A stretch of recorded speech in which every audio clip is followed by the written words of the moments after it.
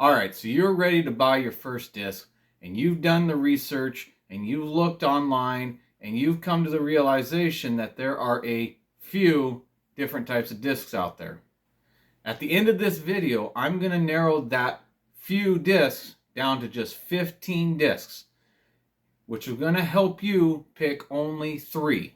Also, I'm going to give you a tip at the very end of the video that's going to save you even more money buying those 3 discs. This week, we are going to discuss the different types of discs, what each disc is designed to do, and which discs you should be looking for. But before we dive into that, make sure you hit the like and the subscribe button, and don't miss future episodes. 1. When it comes to discs, there are 3 main factors: manufacturers, molds, and plastics. Each 3 determines the flight and the feel of the disc. It's easy to compare this to vehicles.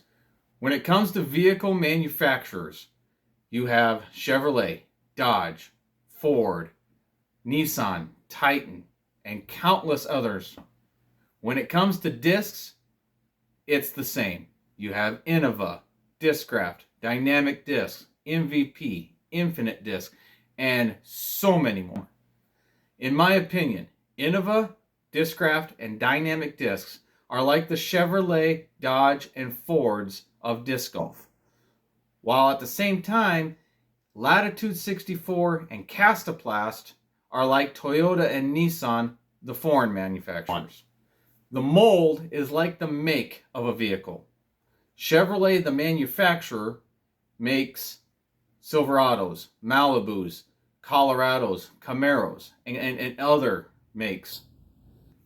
Disc golf is the same. Innova, the manufacturer, makes the Destroyers, the Eagles, the Mambas, the Aviars, and other molds. Just like the Silverado does different things than a Malibu, a Destroyer does different things than a Mamba. These different characteristics or flight patterns are usually marked on each disc with 4 numbers. If you take the Destroyer, on the bottom you have a 12, 5, -1, 3. Those are your flight numbers for the Destroyer. The first number of the 4 is the speed of the disc. The speed ranges anywhere from 1 to 14. The higher the number, the more speed you have to put on the disc in order to achieve the following numbers in the flight numbers. To achieve speed does not necessarily mean you have to throw with more power. For example, if you look at these 2 disc golfers, you would think that the one on the right can throw farther than the one on the left. When in fact, the one on the left, David Wiggins, has the world record for the farthest disc thrown at 1,108 feet. While the one on the left, Ezra Aderhold, puts a lot of work into his body, he'll be the first to tell you that throwing far comes from your throwing technique and not how much muscle and how strong you are. You can go to Ezra's YouTube channel and get great advice on throwing techniques, or you can go out and purchase the Power Disc Golf Academy, in which Ezra Aderhold is the distance coach. I will leave links down in the descriptions to Ezra's YouTube channel, Power Disc Golf Academy, and also to David Wiggins' record-breaking throw. The next number in the flight numbers is the glide. Glide ranges anywhere from 1 to 7. The higher the number, the more loft the disc will have in the air. The lower the number, it will not have as much loft, but it will be more accurate, especially in the wind. Higher glide numbers are easier for beginners to throw farther with. The third number in the flight numbers is the turn. On a Destroyer, it's a -1. The turn is when the disc goes from left to right, when a right-handed thrower throws backhand. For left-handed people, it's opposite. The turn goes from right to left. These numbers range from 0 to -5, with -5 being the most movement one. Discs with more turn are easier for beginners to throw. The final number in the flight numbers is the fade, which is the opposite of the turn. So for a right-handed backhand thrower, the turn is going to go from left to right. The fade is going to go from right to left. For left-handed throwers, you're the opposite. Like the turn, fade ranges from 0 to 5, with 5 being the most movement. Just like how the Chevy Silverado has different packages for each Silverado, each disc mold has a different plastic. Take the Innova Destroyer. I can get it in Star plastic, I can get it in Champion plastic, G-Star plastic, Halo plastic, DX plastic, and other types of plastics.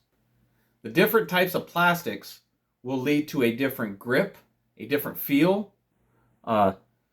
Some may start off more overstable, where they will fade more and they will last longer. Or they may come out a little bit more understable and beat in a little bit faster. Some plastics are better thrown in colder weather because some plastics will crack when they hit a tree or the basket when it's cold outside. Now that we've discussed the different types of manufacturers, molds, and plastics, and have come to the realization that there are thousands of options out there, let's narrow it down to just 15. But before we choose your first disc, make sure to subscribe and like this video and help others see this video and improve their game. Each mold of disc fits into one of 4 categories: putters, mid-ranges, fairway drivers, and distance drivers. First, let's eliminate all the distance drivers. Distance drivers are discs that have a speed of 10 and higher. As a beginner, your throwing technique is not dialed in yet. You are not going to be able to throw those discs like the pros do. That leaves disc with a speed of 1 through 9. We are now going to choose 3 different discs: a putter, a mid-range, and a fairway driver for you to start your career. Remember how I said that more understable discs, or discs with more turn, and discs with more glide are easier for beginners to throw? Let's keep that in mind when we're looking at our discs. Fairway drivers range in speed of 7 to 9. We want to find a disc that has a little bit of turn and a little bit of glide in that range for you. So our target area is speed 7 through 9, glide 5 through 7, turn of a -1 or -2, and a fade of 1 or 2. Here are some good options. Next, we're looking for a mid-range. Mid-ranges are in the 4 to 6 speed range. And when we're looking for your mid-range, we want a 4, 5, or 6 speed. Again, a high glide. But this time, we want to find something that when you throw it, it flies straight. So a turn, we want no more than a 1. And a fade, we want nothing more than a 1. Here are 5 good options for your mid-range. Putters are low-speed discs, 1 to 3 in speed. You can use a putter as an approach disc or to actually putt into the basket. For now, let's focus on just putting them into the basket. We should not be as concerned with the flight numbers of a putting putter, as we are only throwing it 30 feet into the basket. We should be more concerned with how the disc feels in our hands. One big difference between putters is some have a bead and some don't. This does not change the flight of the disc enough to justify that. It is a feel. Some people like to have the bead. I personally, myself, I like the bead. It's where I can put my finger. Some people don't like the bead. They go with the beadless. Another thing that you should focus on with the putter is how it feels in your hand. Does it have grip?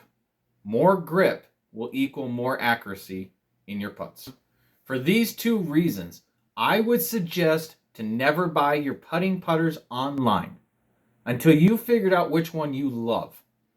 The reason is you can't feel the disc online. I suggest you go to your disc golf retail store and you pick up the putters. You pick up 5 or 6 different putters and you hold them in your hands and you feel which one you like the best. I would also recommend not spending a whole lot of money on your putters. You are going to be throwing these at the basket, which is made out of metal. Over time, they're going to get chipped, they're going to get scratched, they're going to get beat up. So buy the cheaper ones, which is usually in the cheaper plastic that has more grip. That way you can cycle your putters through and not cost you a fortune. 5 great putters are these putters right here.